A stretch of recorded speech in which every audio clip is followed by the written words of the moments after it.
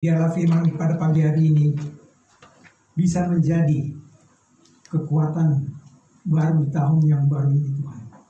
Kekuatan pengertian yang akan kami peroleh daripadanya. Di dalam nama Tuhan Yesus Kristus, penebus dan juru selamat kami yang hidup, kami berdoa dan mengucap syukur. Amin. Silakan duduk, Bapak Jemaat.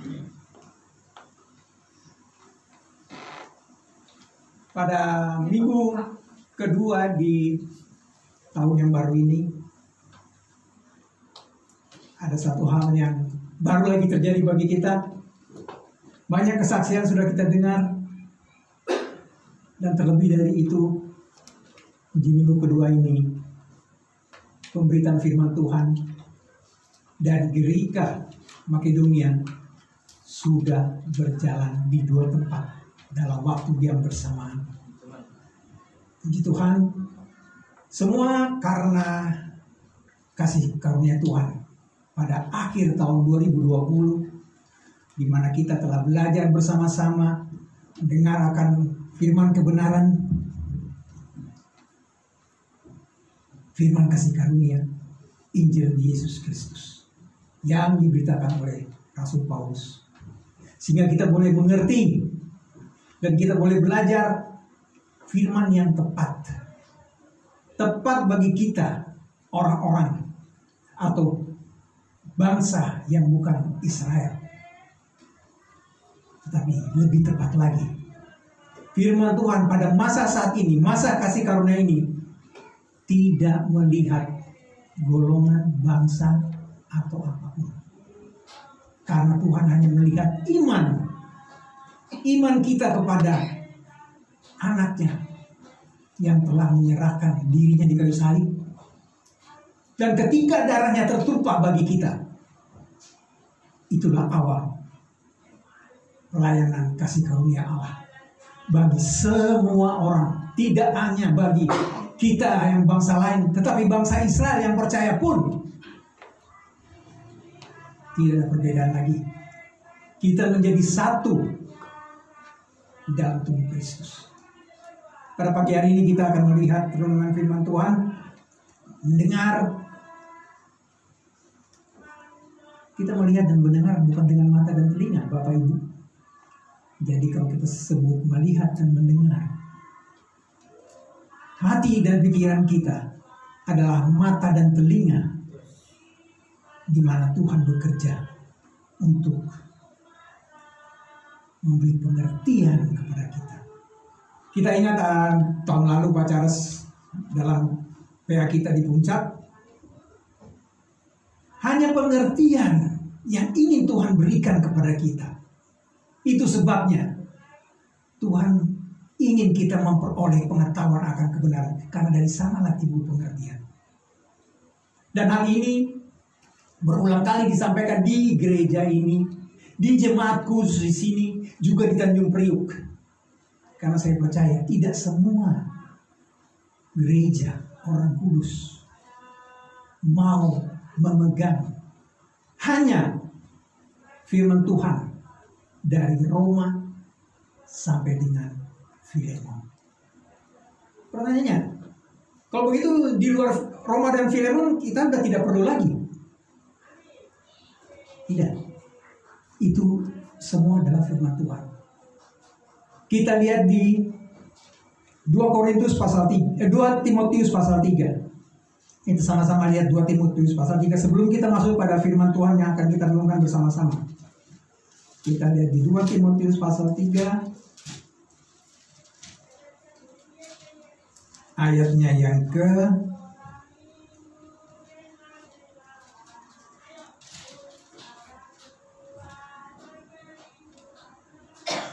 2 Timotius pasal 3 ayat yang ke-16. Segala tulisan yang diilhamkan Allah memang bermanfaat untuk mengajar, untuk menyatakan kesalahan, untuk memperbaiki kelakuan, dan untuk mendidik orang dalam kebenaran. Bapak Ibu Saudara masih ingat spanduk gambar dari uraian garis besar atau benang merah firman Tuhan dari Kejadian sampai dengan Wahyu waktu di puncak? Masih ingat? Itulah yang dimaksud firman Tuhan di ayat 16 dari 2 Timotius pasal yang kedua. Oke, baik, kita akan masuk kepada renungan firman pada pagi hari ini. Kita sama-sama membuka dari kitab Galatia. Kitab Galatia, surat Paulus kepada jemaat di Galatia, pasalnya yang kedua, mulai dari ayatnya yang pertama sampai dengan yang ke-10. Kita akan membaca secara bergantian. Bapak akan mengikuti setelah saya membacanya yang pertama. Galatia 2 ayat 1. Kemudian setelah lewat 14 tahun aku pergi pula ke Yerusalem dengan Barnabas, dan Titus pun kubawa juga. Aku pergi berdasarkan suatu penyertaan dan kepada mereka membenarkan Injil yang kuberitakan di antara bangsa-bangsa bukan Yahudi dalam percakapan tersendiri kepada mereka yang terpandang, supaya jangan dengan percuma aku berusaha atau telah berusaha. Tetapi kendati pun Titus yang bersama-sama dengan aku adalah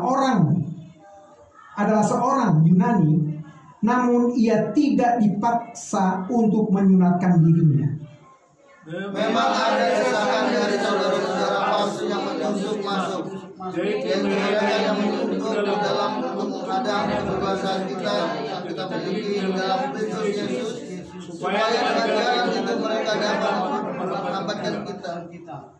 Ayat 5. Tetapi sesaat pun kami tidak mau mundur dan tunduk kepada mereka, agar kebenaran Injil dapat tinggal tetap pada kami.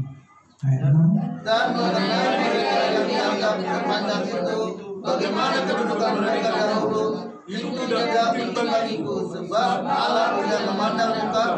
Bagaimanapun juga mereka yang terpandang itu tidak memberikan sesuatu yang lain kepadamu. Tetapi sebaliknya, setelah mereka melihat bahwa kepadaku telah dipercayakan pemberitaan Injil untuk orang-orang tak bersunat, sama seperti kepada Petrus untuk orang-orang bersunat, karena ia yang telah memberikan kekuatan kepada Petrus untuk menjadi rasul bagi orang-orang bersunat, ia juga yang telah memberikan kekuatan kepadaku untuk orang-orang yang tidak bersunat. Dan setelah melihat kasih karunia yang dianugerahkan kepadaku, maka Yakobus, Kefas, dan Yohanes yang dipandang sebagai soko guru jemaat berjabat tangan dengan aku dan dengan Barnabas sebagai tanda persekutuan, supaya kami pergi kepada orang-orang yang tidak bersunat dan mereka kepada orang-orang yang bersunat.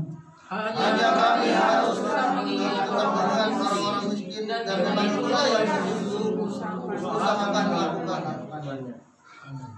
Amin. Demikian firman Tuhan, kita baca sama-sama.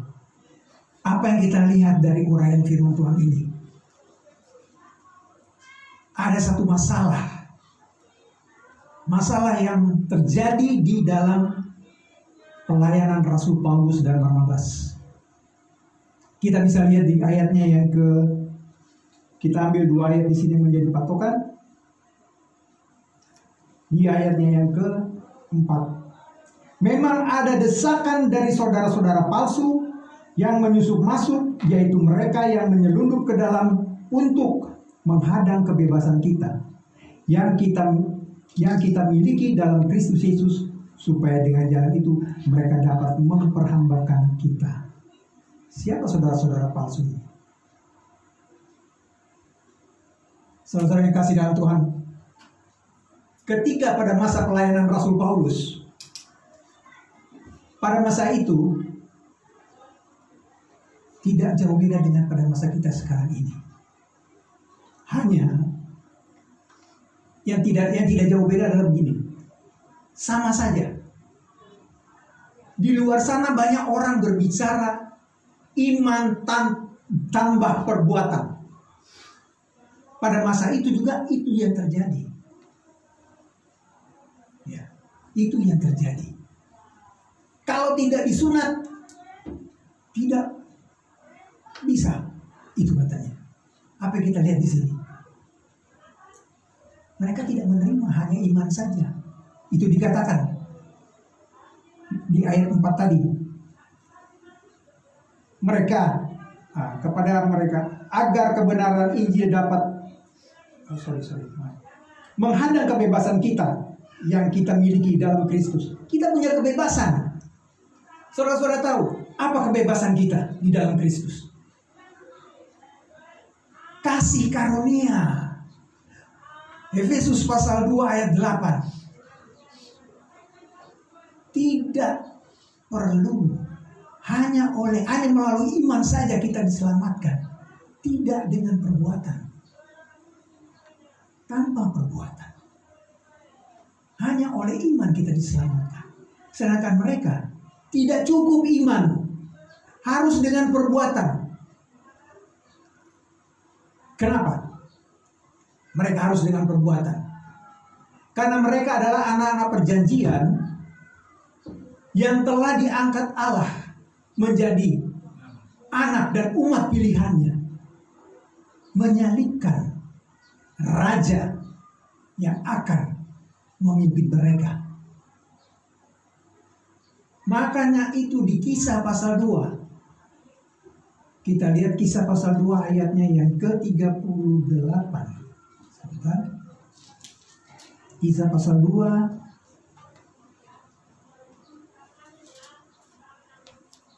ayat 36. Mulai dari 36. Jadi seluruh kaum Israel harus tahu dengan pasti bahwa Allah telah membuat Yesus yang kamu salibkan itu menjadi Tuhan dan Kristus.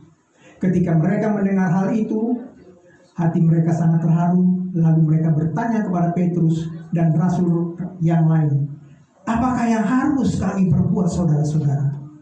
Jawab Petrus kepada mereka, bertobatlah dan hendaklah kamu masing-masing memberi dirimu dibaptis dalam nama Yesus Kristus untuk pengampunan dosamu, maka kamu akan menerima karunia Roh Kudus. Bertobat dan dibaptis. Kalau kita bebas, bagi kita bukan pertobatan. Saya ulang, bagi kita bukan pertobatan. Karena apa? Bagi kita adalah kehidupan. Karena dosa-dosa yang kita lakukan, yang terjadi masa lalu, itu adalah kesabaran Allah bagi kita. Tidak diperhitungkan sebelum ada hukum Taurat. Lalu setelah ada hukum Taurat, itu pun tidak berlaku bagi kita. Karena hukum Taurat hanya berlaku bagi bangsa Israel. Wow. Tapi apakah benar demikian? Saya minta salah seorang dari kita bisa membacakan Roma pasal 2 ayat 14. Roma pasal 2 ayat 14. Apabila bangsa-bangsa lain yang tidak memiliki hukum Taurat oleh dorongan diri sendiri melakukan apa yang dituntut hukum Taurat, maka walaupun mereka tidak memiliki hukum Taurat, mereka menjadi hukum Taurat bagi diri mereka sendiri. Ketika itu dosa diperhitungkan bagi mereka yang bukan Israel. Ketika mengetahui baik dan benar yang ada di dalam hukum Taurat dalam hati mereka sendiri, ketika itulah dosa mulai diperhitungkan. Siapa yang tahu dalam diri? Orang-orang yang bukan Israel. Tetapi pengetahuan yang mereka peroleh tidak serempak seperti apa yang diperoleh Israel. Karena orang-orang yang bukan Israel tidak semua langsung tahu, oh ya ternyata ini hukum Taurat bagi saya. Tidak semua. Ada yang belum tahu sama sekali. Itu luar biasa. Tetapi ada satu hal yang pasti. Kita berbicara dalam konteks orang-orang bukan Israel. Ada satu hal yang pasti. Roma 5 ayat 12. Saya akan membacakannya buat saudara-saudara. Roma 5 ayat 12. Sebab itu, sama seperti dosa telah masuk ke dalam dunia oleh satu orang, dan oleh dosa itu juga maut, demikianlah maut itu telah menjalar kepada semua orang, karena semua orang telah berbuat dosa. Saudara-saudara yang kekasih, dari mana awalnya terjadinya dosa itu? Apakah karena kita? Karena satu orang. Kita tidak membuat dosa itu, tetapi karena satu orang itu kita jadi berdosa. Dan yang pasti, tadi sekali lagi saya ulang, yang pasti upah dari dosa itu adalah maut, dan maut itu ada bagi kita. Lepas kita tahu hukum Taurat atau tidak tahu hukum Taurat itu tidak jadi, tapi maut ada dalam diri kita. Sadar ini. Banyak orang belum mengerti. Ketika diberitakan Injil, apa ini? Mereka tidak tahu, Pak. Si naga sudah tahu bahwa maut itu ada di setiap orang. Pasti naga dan kita sekalian yang ada di sini yang memberitakan Injil kepada orang, hanya ingin orang-orang yang kita sampaikan Injil lepas dari maut. Bukan masalah dosanya. Lepas dari maut. Kenapa? Karena orang telah berbuat dosa. Maksudnya di sini apa? Telah berbuat dosa. Sebetulnya karena orang-orang telah mengerti akan dosa itu. Mengetahui dosa itu dimaksud. Sehingga kita tahu bahwa sebelum hukum Taurat ada, dosa itu tidak diperhitungkan. Tetapi setelah hukum Taurat ada, baru dosa itu diperhitungkan. Demikian hanya ketika kita tahu maut itu ada, dan kita mengerti ada dosa di sana. Jadi hukuman sudah duluan sebelum kita berbuat dosa. Itulah mautnya. Saudara-saudara yang kekasih, dosa ini terjadi ketika Adam dan Hawa melanggar perintah Tuhan. Jangan kau makan buah itu. Ketika kau makan, kau mati. Dan kematian itulah yang dibawa Adam. Dan hingga kematian itu menjalar sampai kepada kita sekarang ini. Tetapi puji Tuhan, oleh kasih karunia Kristus, kematian yang seharusnya kita tanggung, kematian kekal yang harusnya kita tanggung. Kenapa kekal kematian itu? Ya, karena kita sudah mati. Kita sudah mati. Dari Adam sudah mati. Walaupun masih hidup kelihatan secara fisik, tapi sudah mati di mata Allah. Roma 3 ayat 23 katakan, kita telah kehilangan kemuliaan Allah oleh karena Adam. Kita telah kehilangan kemuliaan Allah.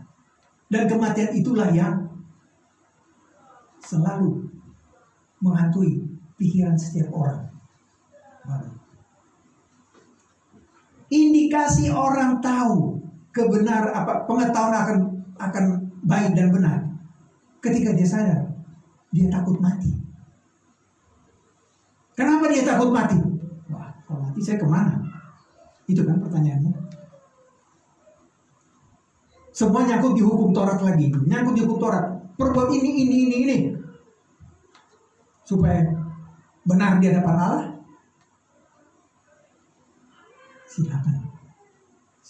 Silakan. Karena ini firman Tuhan. Terlepas kita melakukan firman Tuhan, melakukan hukum yang dari Tuhan, ataupun tidak melakukan hukum dari Tuhan, tapi ketika kita percaya Allah, darah Yesus, Allah memperhitungkan kita menjadi benar di hadapan Dia. Roma 5 ayat 1. Kita beroleh kebenaran di hadapan Allah.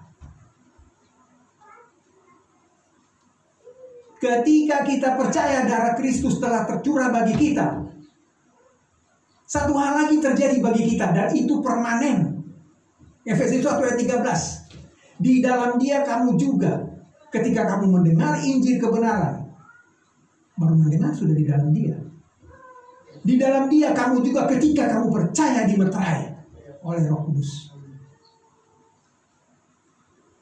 Itu sebabnya 1 Korintus 15 ayat 2 jarang orang sebut. Coba kita lihat 1 Korintus 15 ayat 2. Selalu orang bicara 1 Korintus 15 ayat 34 atau ayat 1, 3, 4, 2 jarang disebut. Kita ingin tahu kenapa jarang disebut. 1 Korintus 15 ayat 2. Silakan, ada saudara yang baca.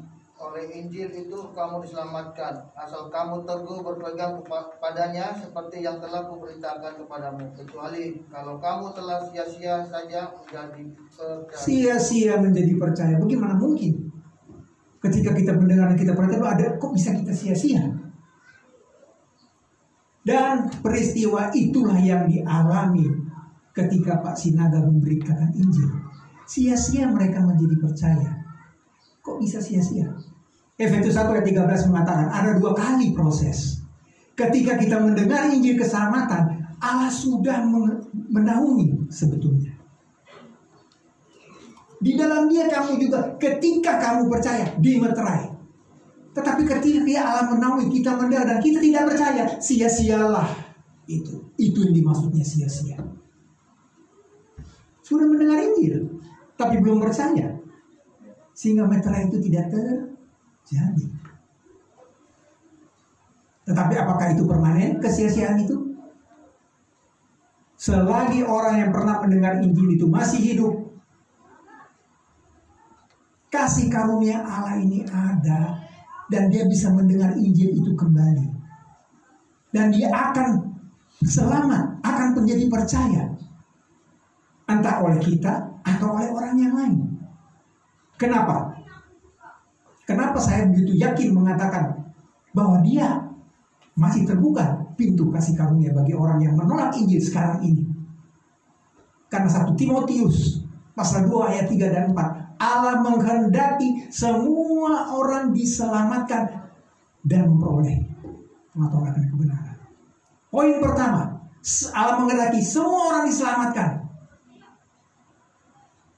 Dan berhenti kehendak Allah itu ketika semua orang yang menolak menjadi penuh. Roma 11 ayat 2. Ketika penolakan orang-orang, semua orang itu penuh, bukan yang percaya yang penuh ya. Kalau yang percaya yang penuh berarti jumlah itu terbatas, sudah dibatasi. Tapi penolakan itu satu. Kedua, Allah tidak akan mengangkat kasih karunia-Nya jika masih ada yang percaya. Masih ada yang akan percaya, Allah tidak mau. Kalau sampai Allah mengangkat, berarti sudah ada penolakan. Di sini yang saya beritakan agak sedikit kontroversi dari yang pernah kita dengar sebelumnya. Sampai jumlah yang penuh dari orang yang diselamatkan katanya. Tapi kalau diartikan sampai penuh dari bangsa lain, tidak dibilang selamat atau tidak selamat. Tetapi kalau berbicara kepenuhan penolakan bangsa lain atas kasih karunia, maka yang percaya diangkat. Berarti itulah yang dikatakan semua orang di dalam 1 Timotius 2 ayat 3 dan 4. Itulah yang dikatakan semua orang. Lalu apa yang terjadi dengan di Galatia ini? Kita kembali ke topik di mana pagi ini. Galatia pasal 2. Sunat. Kita lihat di sini Galatia pasal 2 itu berhubungan dengan peristiwa yang dihadapi Paulus di Kisah Para Rasul pasal yang ke-15. Kisah Para Rasul pasal yang ke-15. Mulai dari ayat 1 sampai dengan 21. Sidang di Yerusalem. Saya bacakan, Bapak Ibu silakan mendengarkan dan mengikuti ceritanya. Beberapa orang datang dari Yudea ke Antioquia dan mengajarkan kepada saudara-saudara di situ, jikalau kamu tidak disunat menurut adat istiadat yang diwariskan oleh Musa, kamu tidak dapat diselamatkan. Ini dikatakan saudara-saudara palsu tadi. Ayat 2. Tetapi Paulus dan Barnabas dengan keras melawan dan membantah pendapat mereka itu. Akhirnya ditetapkan supaya Paulus dan Barnabas beserta beberapa orang lain dari jemaat itu pergi kepada rasul-rasul dan penatua di Yerusalem untuk membicarakan persoalan itu. Antiokhia ini tempat di mana dulu pada awal mulanya pelayanan bagi kasih karunia Allah itu diawali. Di sana pertama kali disebut Kristen. Dan pada saat pertama itu masih gereja Yahudi. Masih gereja Yahudi, belum ada Paulus, masih Petrus di sana. Oke. Kita baca lanjut ayat 3. Mereka diantar oleh jemaat sampai ke luar kota, lalu mereka berjalan melalui Fenisia dan Samaria, dan di tempat-tempat itu mereka menceritakan tentang pertobatan orang-orang yang tidak mengenal Allah. Hal itu sangat menggembirakan hati saudara-saudara di situ. Setibanya di Yerusalem, mereka disambut oleh jemaat dan oleh rasul-rasul dan penatua. Lalu mereka menceritakan segala sesuatu yang Allah lakukan dengan perantara mereka. Apa yang Allah lakukan? Yaitu penginjilan yang tadinya dia sampaikan di kota yang dilewatinya. Penginjilan kasih karunia Allah. Penginjilan Kristus. Selamat oleh iman. Itu yang dilakukannya. Ayat 6. Ayat 5. Tetapi beberapa orang dari golongan Farisi yang telah menjadi percaya. Perhatikan. Beberapa orang dari golongan Farisi yang telah menjadi percaya. Apa yang mereka percayai? Datang dan berkata, orang-orang bukan Yahudi harus disunat dan diwajibkan untuk menuruti hukum Musa. Orang Farisi keras, sama seperti Paulus juga Farisi awal mulanya. Pertanyaannya, kenapa? Kenapa orang-orang Farisi itu berkata demikian? Satu. Dan orang Farisi ini percaya Injil yang mana? Mereka percaya Injil orang bersunat. Mereka percaya Yesus adalah Mesias. Mereka inilah yang dibilang, atau disebut dalam Alkitab di Lukas 12 ayat 32. Kawanan kecil. Jadi kalau kita lihat Israel yang segitu besar yang Tuhan pilih, tidak semuanya berkenan kepada Tuhan. Tidak semuanya. Itu sebabnya firman-Nya bilang, banyak yang terpanggil tapi sedikit yang terpilih. Itu bukan kepada kita itu ya. Itu kepada orang-orang anak-anak perjanjian. Israel itu luar biasa banyak seperti pasir laut, tapi sedikit yang terpilih. Berapa banyak sih yang terpilih? Kalau Bapak Ibu Saudara baca 1 Korintus 15 ayat 5 dan 6. Selain 11 rasul itu, hanya 500 orang jumlah Israel yang percaya dari yang sebanyak pasir di laut itu. Bisa dibayangkan betapa sedikitnya. Nah, inilah orang-orang yang minta untuk disunat. Orang-orang yang mengatakan di ayat 5. Tetapi beberapa orang dari golongan Farisi yang telah menjadi percaya datang dan berkata, orang-orang bukan Yahudi harus disunat dan diwajibkan untuk menuruti hukum Musa. Maka bersidanglah rasul-rasul dan penatua untuk membicarakan soal itu. Sesudah beberapa waktu lamanya berlangsung pertukaran pikiran mengenai soal itu, berdirilah Petrus dan berkata kepada mereka, hai saudara-saudara. Kepada siapa dia berkata? Kepada orang-orang percaya dari bangsa Yahudi. Hai saudara-saudara, kamu tahu bahwa telah sejak semula Allah memilih aku dari antara kamu supaya dengan perantaran mulutku bangsa-bangsa lain mendengar berita Injil dan menjadi percaya. Dan Allah yang mengenali hati manusia telah mengatakan kehendaknya untuk menerima mereka, sebab Ia mengaruniakan Roh Kudus juga kepada mereka, sama seperti kepada kita. Dan Ia sama sekali tidak mengadakan perbedaan. Sama sekali tidak mengadakan perbedaan. Nah, tulisannya kan. Perbedaan antara kita dengan mereka. Sesudah Ia menyucikan hati mereka oleh iman. oleh iman. Kita lihat sini.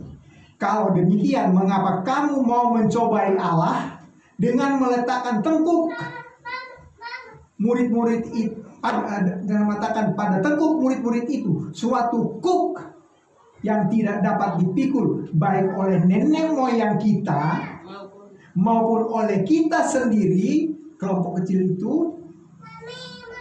Sebaliknya kita percaya bahwa oleh kasih karunia Tuhan Yesus Kristus kita akan beroleh keselamatan sama seperti mereka juga. Maka diamlah seluruh umat itu. Lalu mereka mendengarkan Paulus dan Barnabas menceritakan segala tanda dan mukjizat yang dilakukan Allah dengan perantara mereka di tengah-tengah bangsa lain. Setelah Paulus Barnabas selesai berbicara, berkatalah Yakobus. Nah, ini Yakobus, saudara-saudara. Yakobus ini paling keras. Dia tidak bisa hanya menerima iman, harus ada perbuatan. Itu makanya Yakobus bilang, tunjukkan imanmu dari perbuatanmu. Aku akan tunjukkan imanku dari perbuatanmu. Dia betul-betul keras. Makanya di sini dia berkata, hai saudara-saudara, dengarkanlah aku. Simon, maksudnya Paulus, Petrus. Dia ucapkan kata Simon di sini. Dia tidak sebut kata Petrus lagi. Itu menunjukkan rasa kurang hormat. Ya, mungkin benar, mungkin salah.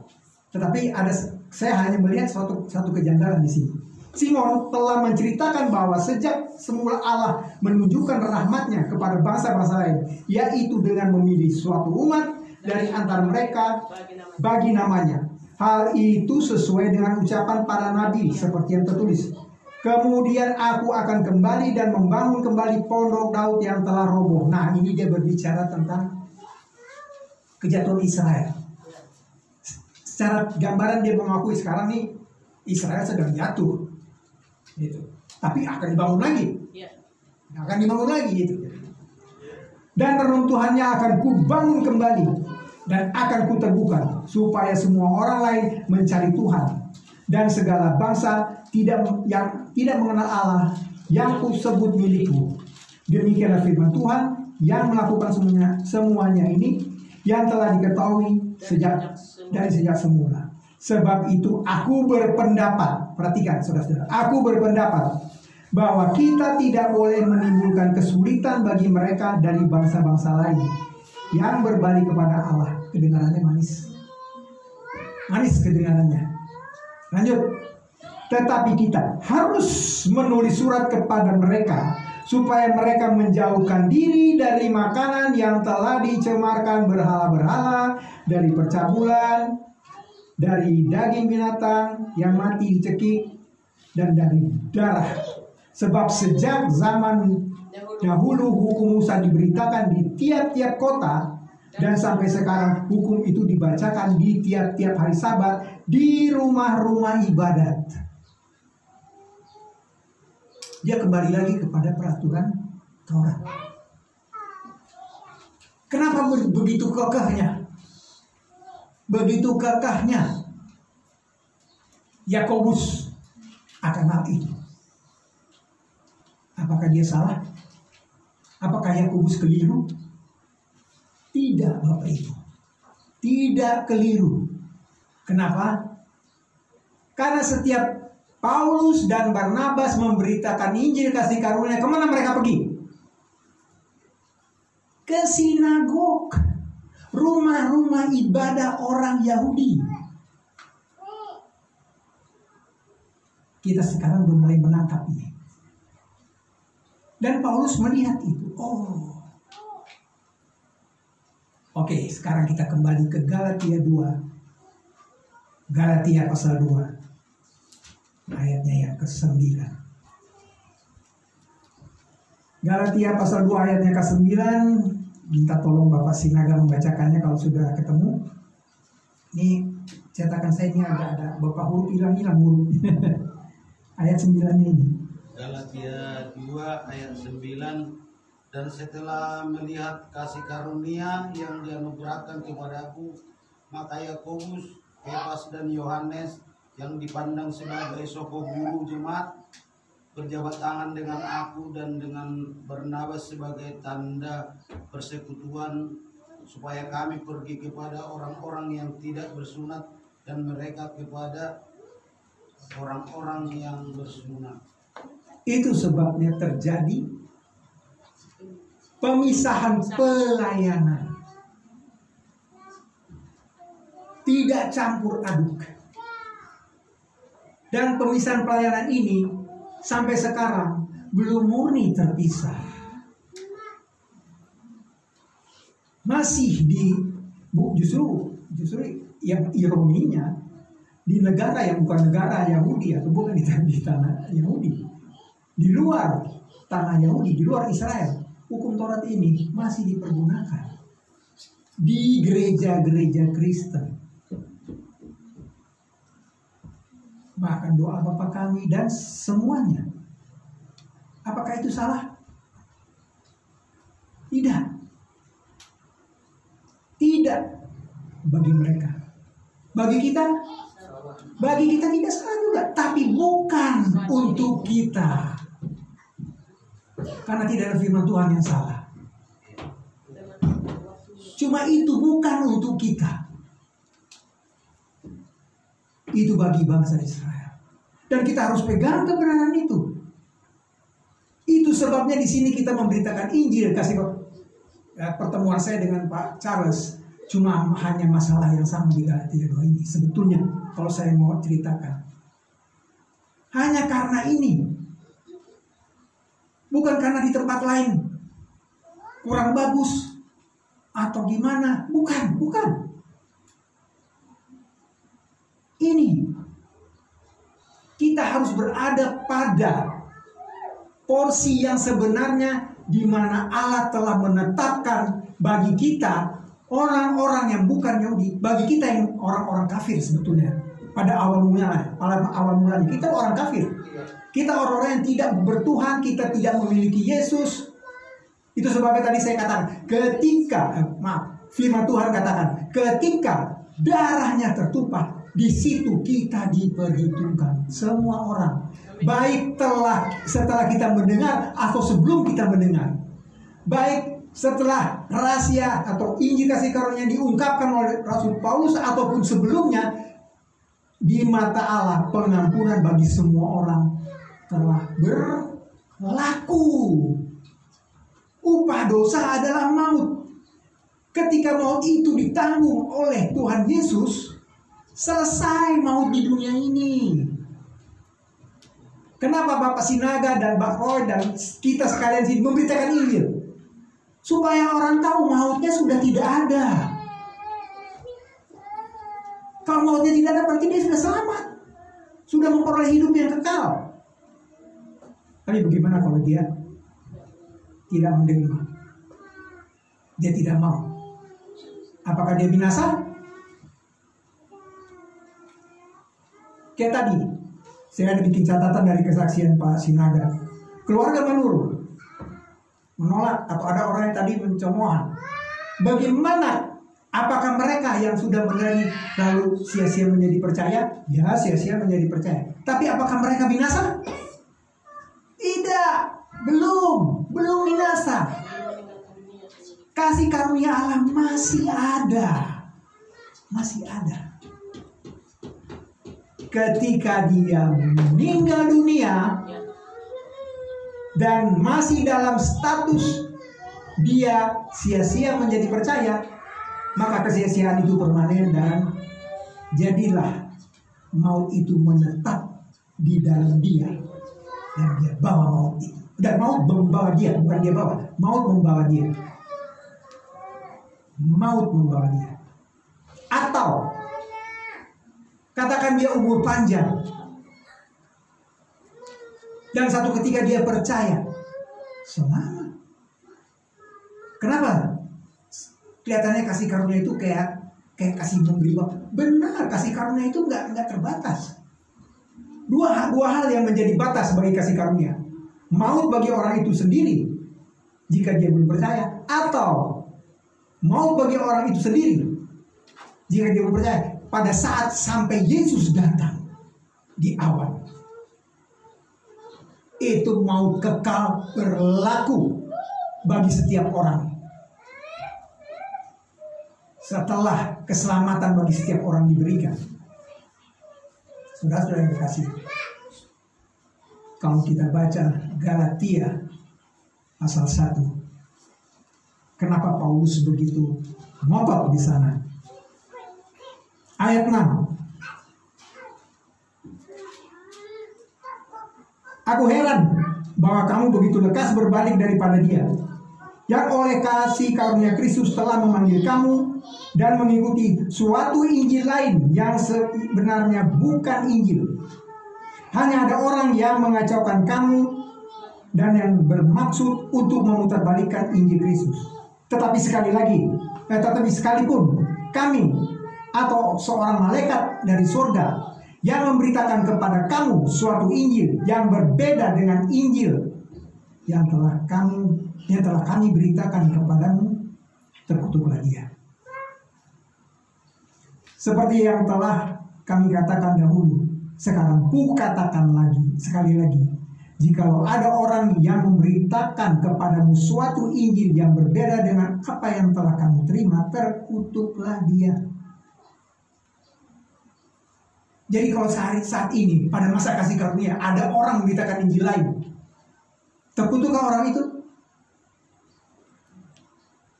Terkutukkah orang itu?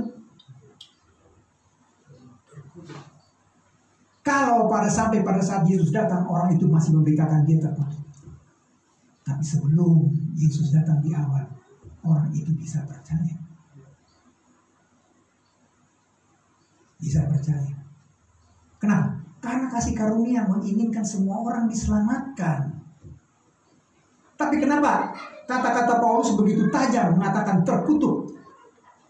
Dia mengambil poin terakhir, yaitu ketika masih ada kasih karunia, kalau sampai terakhir kamu nggak percaya juga atau masih memberitakan yang lain, terkutuklah.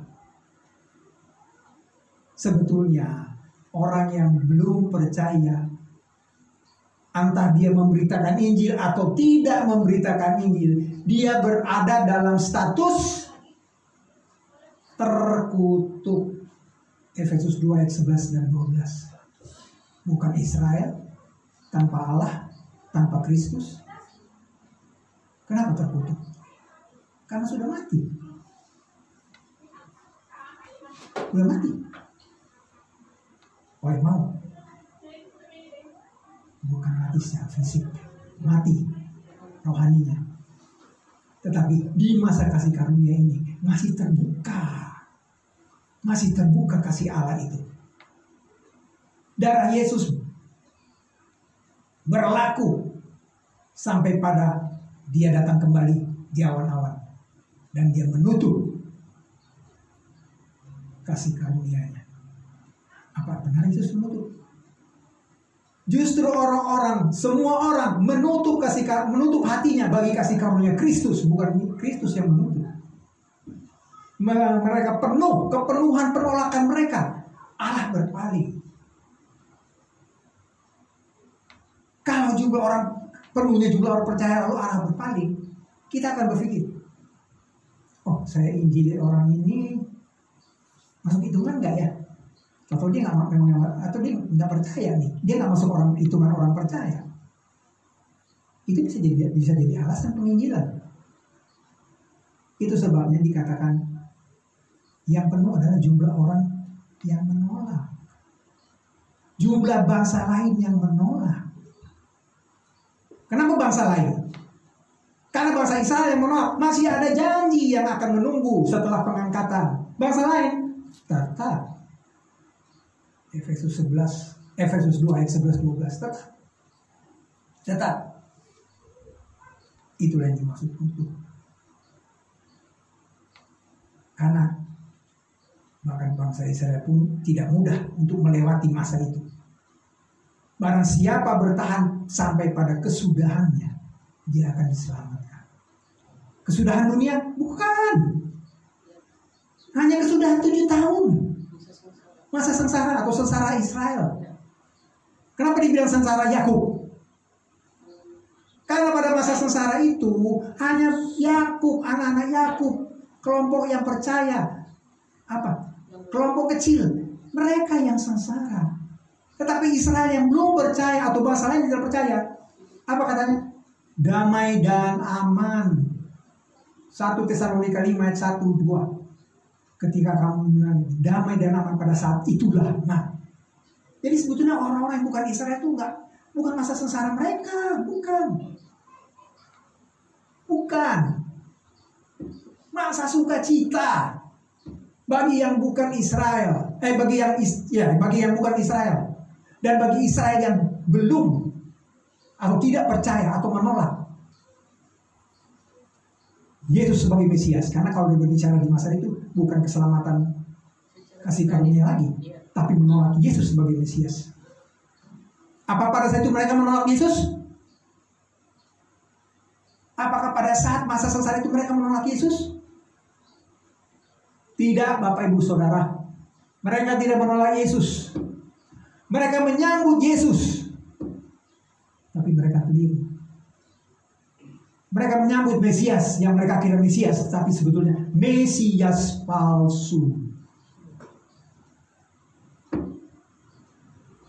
Mereka sudah punya pengalaman penolakan sebelumnya, dan mereka sudah belajar mengetahui bahwa Ia akan datang kembali.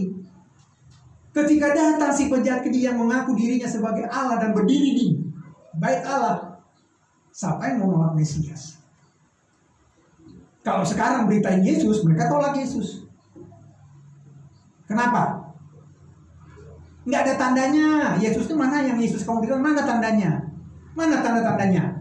Tapi ketika Yesus palsu itu datang menurunkan tanda-tanda yang ajaib, api dan apa mereka tidak akan berpegang di situ?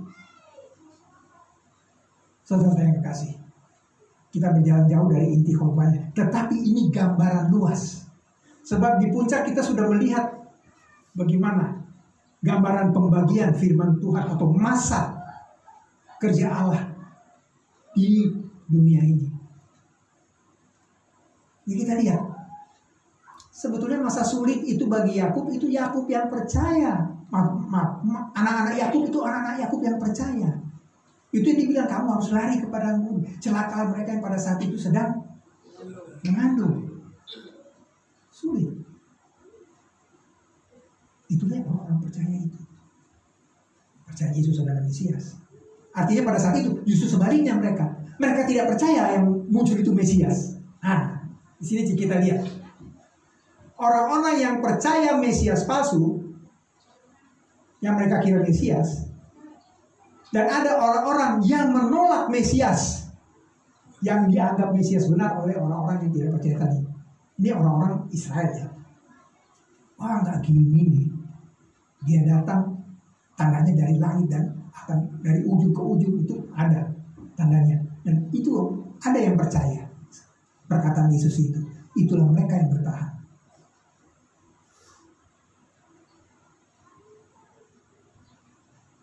Tapi tidak tahukah saudara, 1 Petrus 3 ayat 18, Ibrani 10 ayat 10, apalagi di bagian belakang. Yohanes 28. Ya, Yohanes 10 ayat 28. Mereka percaya bukan cuma Yesus Mesias, oh itulah Mesias yang benar, yang telah kita bunuh, sekarang kita bertobat. Dan kita percaya Mesias yang itu. Dan hati mereka diterangi oleh Roh Kudus sehingga mereka bisa mengenal bahwa yang berdiri itu Mesias palsu. Dan saat itu mereka mulai menderita, saudara-saudara, Bapak Ibu Saudara. Tapi mereka yang menolak. 1 Petrus 3:18, Ibrani 10:10, Yohanes 10:28, banyak lagi hal-hal ayat-ayat keselamatan. Itulah ayat atau firman Tuhan yang memberikan iman di hati mereka untuk memperlengkapi pengetahuan akan hukum kebenaran yang diturunkan Musa. Itulah makanya keras Yakobus bilang, tunjukkan perbuatanmu dari imanmu. Aku akan tunjukkan perbuatanmu dari imanmu. Artinya sama-sama kalau betul-betul kamu beriman. Bukan cuma tahu hukum, tapi beriman. Makanya dia bilang, kalau nggak iman sama aja kosong, mati hidup betul. Artinya tidak berarti itu hukum itu, karena hukum itu tidak menyelamatkan, seperti yang Paulus bilang. Oke, Bapak Ibu Saudara yang kekasih, kita lihat di sini, kalian pasal 2, mereka berusaha untuk merenggut kebebasan kita, kata Paulus di situ. Karena ini bangsa Israel cemburu, enak betul mereka, bukan siapa-siapa, selamat begitu aja, tanpa perbuatan. Kenapa kami tidak begitu? Makanya terjadi kemelut dalam masa pelayanan Paulus dan ke-12 rasul atau ke-3 rasul itu. Kemelut bukan justru dari Petrus dan Paulus dan orang-orang pokok-pokok soko-soko guru ini, tetapi dari jemaat. Yang cemburu itu jemaat, orang-orang yang percaya dari bangsa Yahudi masuk dia di gereja ini yang diajarin Paulus nggak bisa pakai hukum Taurat, ya tapi harus ada. Mereka paksa itu, perbuatan harus ada. Makanya di Galatia 2 ayat 9, sebagai soko guru yang mengerti maksud dan rencana kehendak Allah, mari kita berjabat tangan supaya jelas pemisahannya. Semua orang akan mengerti, ini Injil bersunat, ini Injil tak bersunat. Saudara-saudara yang kasih, apa selesai? Sampai sekarang itu terjadi pemisahan itu. Kalau selesai, benar-benar terpisah dan benar-benar sudah penuh orang percaya dan kita sudah tidak duduk di sini, sudah lama kita diangkat, belum selesai. Dan inilah tugas kita. Kita harus memberitakan Injil yang benar. Amin. Injil yang disebut oleh Rasul Paulus, Injil yang kuberitakan, bukan yang diberitakan oleh yang lain. Terkutuk kalau beritakannya, terkutuk. Kenapa? Karena pada saat datang pengangkatan, kau masih mau percaya Injil yang lain, kau akan ikut ke sana. Kalau kau Israel, kau masih beruntung. Tapi kalau bukan, luar biasa, berat. Tetapi di Kejadian pasal 12 ayat 1-3 ada janji Tuhan. Karena Tuhan itu tidak memandang muka dan dia sangat adil. Kejadian 12 kita lihat.